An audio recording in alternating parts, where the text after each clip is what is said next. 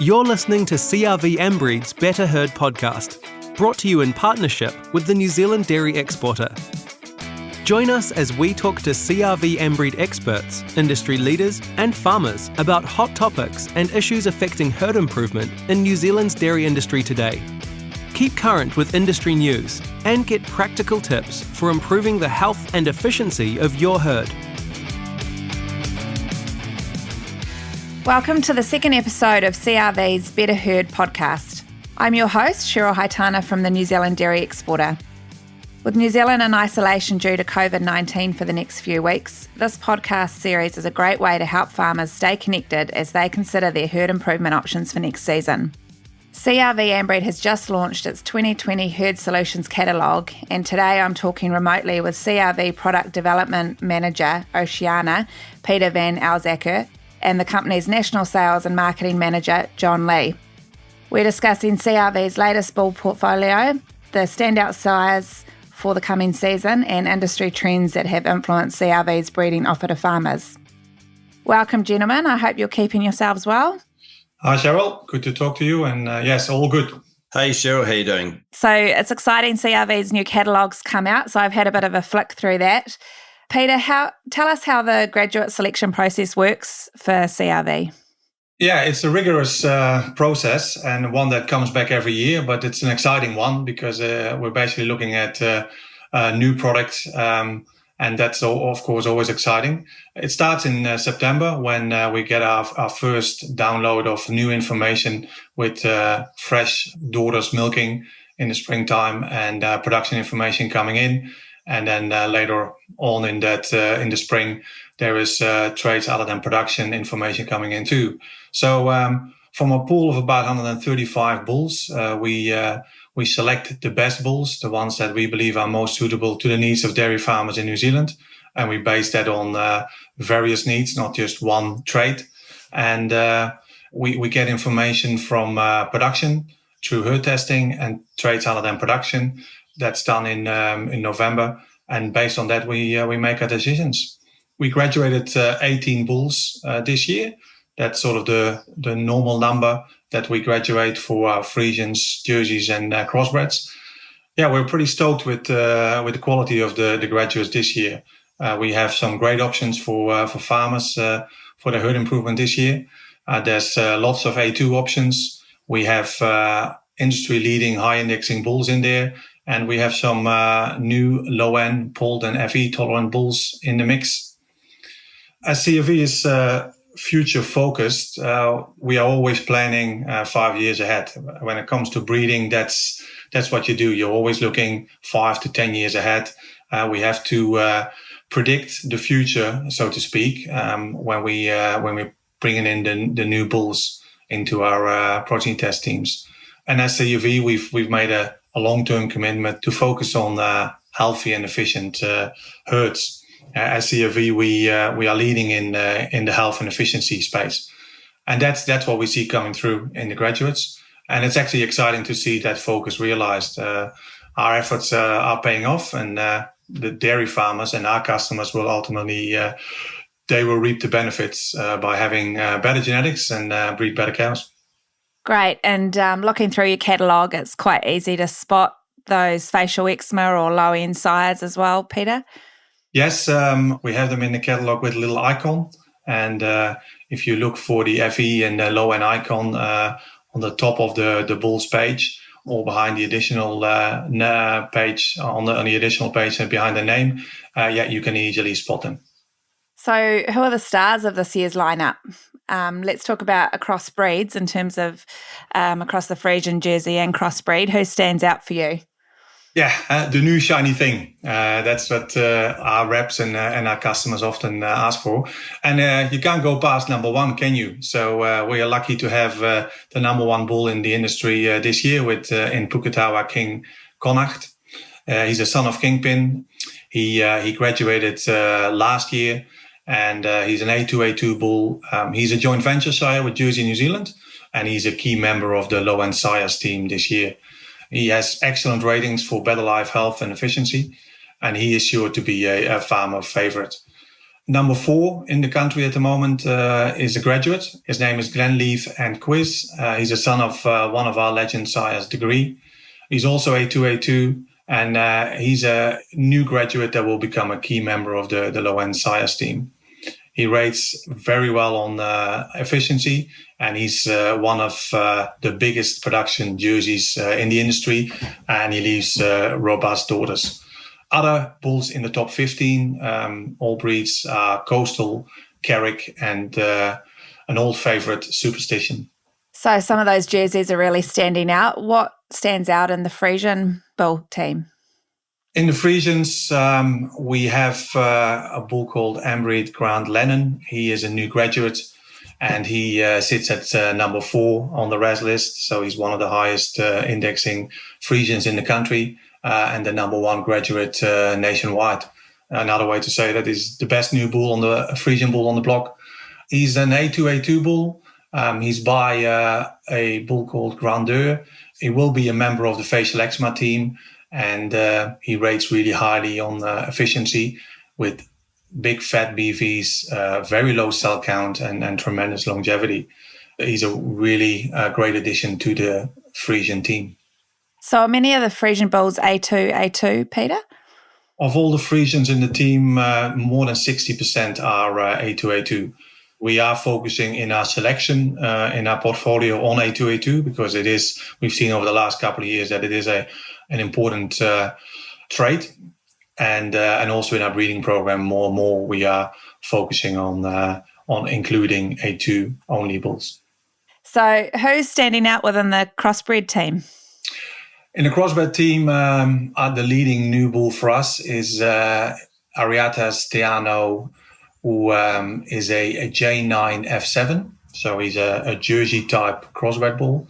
Teano is by Beamer, who's well known in the industry, and he too will be a key part of the low-end sires team. And he is our highest rating bull for better life efficiency. He has extreme longevity and great fertility. So his daughters will be enjoyed for a long time. That's great. So you've talked a bit about how bulls have been rating on your better life efficiency and health traits.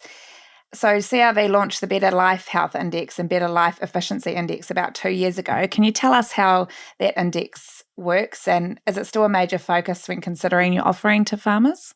It is. It's really the umbrella that surrounds our breeding program and what we do also in our marketing and our positioning. CRV is leading in health and efficiency, as I said before, and our breeding program is focused on that. And the 2 indexes, they guide farmers in a direction. And as a customer, as a farmer, you can choose whether you want to go more efficiency or health. But we believe that these 2 traits really tell the story about where breeding and farming is going. Farmers want better efficiency, and health, welfare is important, whether that's for the people or for the animals. So these 2 indexes, they encompass that really well. Better Life Health effectively tells you whether an animal will be easy care. It really stands for improved fertility, healthier udders, lower use of antibiotics. Better Life Efficiency is all about higher production from longer lasting cows, but also cows that need less feed to do that production. And in that respect, it supports sustainable dairy farming. And how is that rating set out? So farmers should be looking for a 5+% in terms of those indexes? Well, I guess it's everything above a 0 is positive. And the way we've described it, anything between 1 and 4 is improved performance.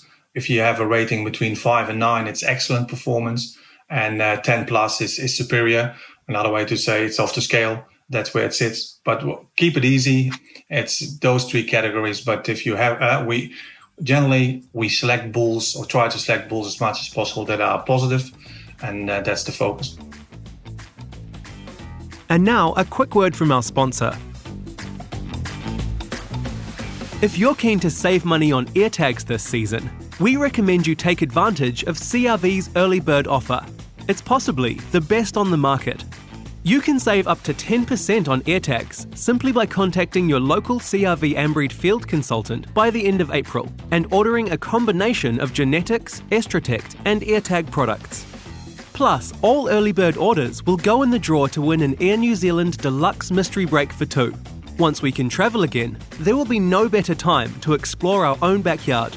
Orders must be placed before the 30th of April 2020. Ask your CRV field consultant for more information and full terms and conditions.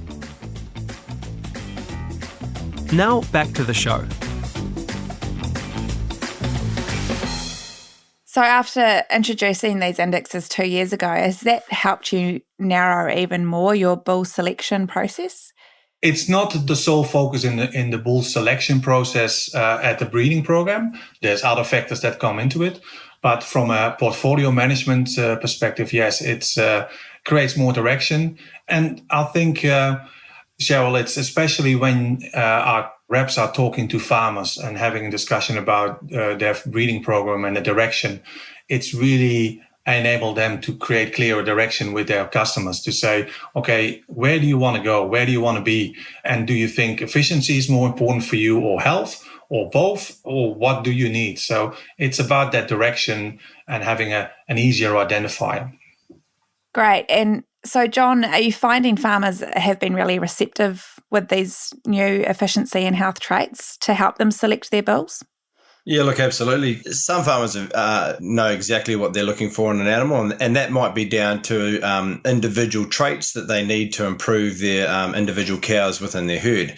We have other farmers who are very cognizant of the fact that we're in changing times, and health and efficiency are key to the sustainability of their business. It helps them, gives them a license to farm in the environment that we head into in the next sort of wee while. And so, yeah, it gives them helps to support maybe what they're already doing, but also gives them a goal to aim for as well around health and efficiency. So it's just helping them to focus their business. So what other traits, John, are farmers looking for when it comes to future-proofing their herd? Well, that's a really interesting question. We get lots of requests every year for different traits. And the real challenge with genetics, I guess, is that the more traits that you focus on, the slower you're going to achieve some of your other goals. And so, but some of the key ones that we just cannot walk away from in the last sort of 7 or 8 years has been the impact of nitrogen leaching on dairy farms. And so dairy farmers have asked that we look to create an animal genetically that urinates less nitrogen, and so we've endeavoured down that road, and we're really happy with the success that we're making so far. Also, with the animal welfare discussion on the table, that won't go away. Farmers have asked us that we have more dairy animals that are polled. So those are animals that are born without horns, and so that's something that's really embedded into our scheme to date. And then another one we have, and this is specific to different parts of the country, but we have farmers that have a real challenge with eczema. And so we are endeavouring to breed a bull that is more tolerant to FE. So those are some of the things that our farmers are asking us for. Now, look, these are things that we're on a journey with. Breeding takes time, and we're really pleased with the progress we've made. And indeed, the feedback we're having from our farmers around these types of traits that we have in the field is exceptional. And in some cases, it's probably, they're even more excited about it than what we are, because they're starting to see responses on their farm. But, we have to take a bit more of a measured approach with how we share that excitement, because it is still a science that's being worked through and measured. So we don't currently see that in the national index and BW, but it's something that we are very confident that in the next 10 years there will be pressure from dairy farmers to add these types of traits, which we call innovative traits in our business. The pressure will come on that these types of things are reflected in the BW. Thanks, John. So you've mentioned that farmers are pretty excited about seeing some of these traits come through. What response in terms of straw purchases have you seen from farmers in terms of our low-end sires or facial eczema or the other traits that you've mentioned? Yeah, cool. I mean, we've had, thousands, if not hundreds of thousands of calves that have been bred from low end.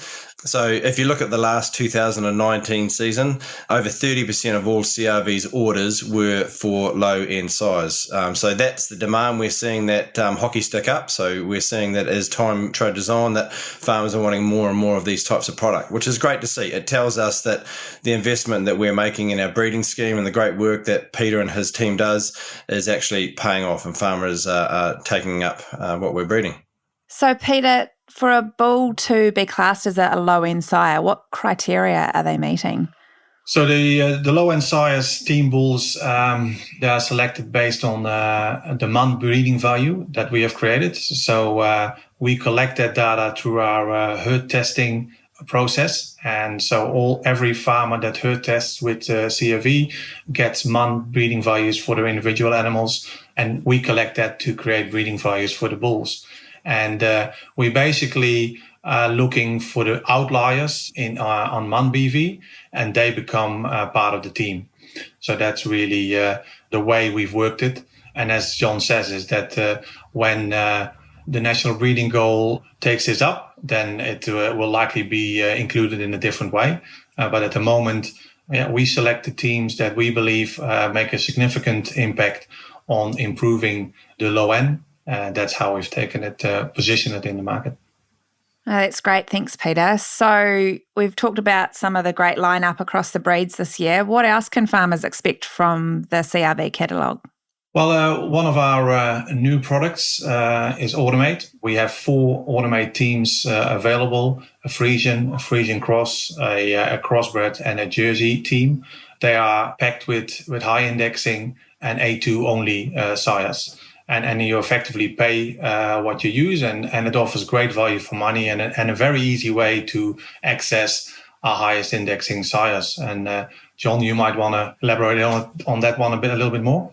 Yeah, look, absolutely. The Automate team is something that has been created for that farmer who has a core focus on index. And so for us, we breed an animal for NZMI, but what that does is it creates an animal that has what we call BW+. So that's the index of BW and all the different traits that make that up. We spoke about that last week when we talked to Brian Wickham at NZAL. So the plus for us is the overall farmer opinion. It's the udder overall and a few other things. So yeah, we've had some really good uptake on that. The farmers that are focused in on that index BW are very keen to take that product up. So it's exciting all around. John, we've talked about obviously the challenges coming down the pipeline for farmers. Are you finding farmers wanting more of these sort of products with these real key focuses on these high indexes? We are. I mean, the high index has always been there. We're in a market now where we do have a very dominant index in BW. We also have our NZMI that's out there, and we breed for NZMI. And the outcome of that is that we also breed high BW animals, and that's because we share very similar traits. So look, the BW demand has always been out there, but what we are seeing is demand for what we call these innovative traits. At the moment, as talked about before, they're not calculated or measured in BW. But we are breeding sires that create progeny that we are very confident will be needed in 10 years' time. So I guess you could say we think that we're ahead of the curve. If you look at the index today, it reflects on an animal that is required today based on historic information. We're trying to breed an animal that we think is going to be needed for 10 years' time. And so that's one of the key differences. So we are seeing more of a demand for it. There's a bit of caution there with farmers because BW is so well regarded, but at the same token, they can't avoid the fact that these different pressures like environment and animal welfare we have to prepare ourselves to be able to farm for the future. And so they're taking that into consideration whilst they choose BW or NZMI for that matter. I guess, John, the other big trend is farmers wanting to reduce their bobby calf numbers. What sort of increase in beef straws have you noticed, and what's some of the products that CRV are bringing out for farmers in that space? Yeah, look, we're slowly starting to see that trend that way. I mean, we're getting to a space in New Zealand, as have already happened in some parts of the world, where, bobby calves will potentially be no more. We're not quite there yet, but we can see that that's where we're heading towards. And so, farmers have been a lot more open to using beef semen. Also, we've had situations where some farmers just don't like a bull on the farm. It's outside of their standard practice or employee's skill set. It can bring risk, danger onto the farm, as well as disease. And so we're seeing some farmers, also with the advent of more and more heat detection technology, some farmers are using all semen as opposed to bull. So to answer your question, there is definitely a growing demand for beef animals. And so what we're doing is we're tooling up our portfolio to accommodate for that. And so I'll let Peter, you might want to touch on that, Pete, from what you see at your end. Thanks, John. Yeah, we're certainly broadening our portfolio of beef product. When you look at beef, we're all learning here because it's still early days. But what we see, there's two parts. There's the maternal traits that the farmers are really interested in because they want beef bulls to be easy calving, and they also want to manage the calving pattern. So they want short gestation dairy beef bulls.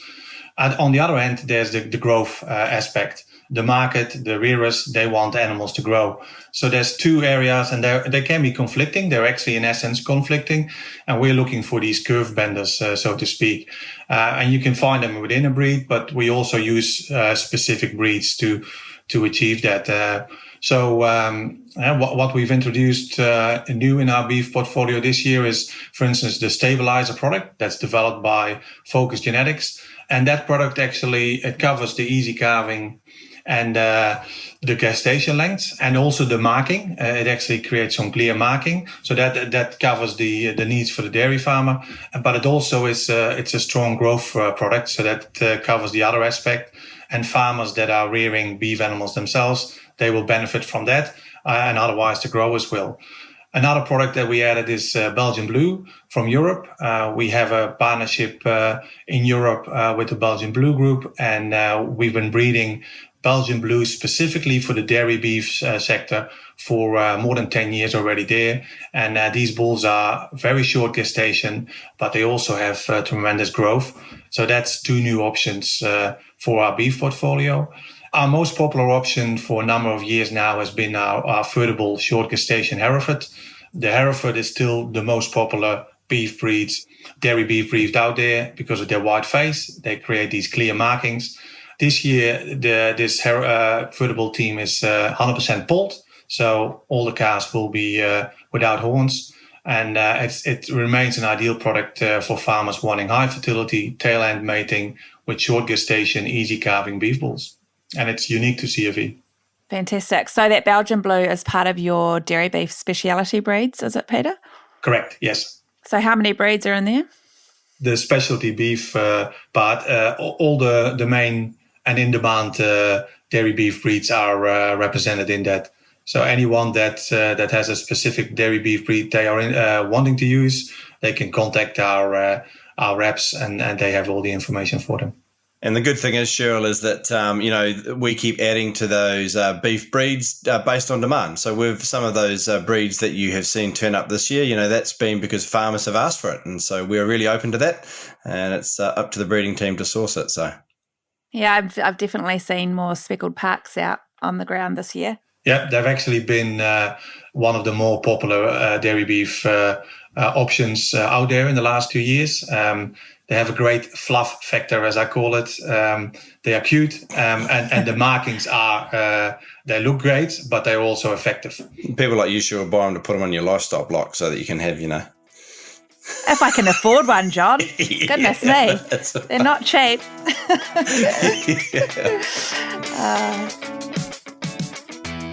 Thanks for listening to part 1 of this episode of CRV's Better Heard podcast. Get the full story by tuning in to part 2 and learn more about CRV's bull offering for 2020. Read more about today's topic and our panel guests by visiting CRV Ambreed's website, www.crv4all, that's the number 4all.co.nz, or follow us on Facebook, Instagram or Twitter. Check out our upcoming topics and join us again soon for your Better Heard fix.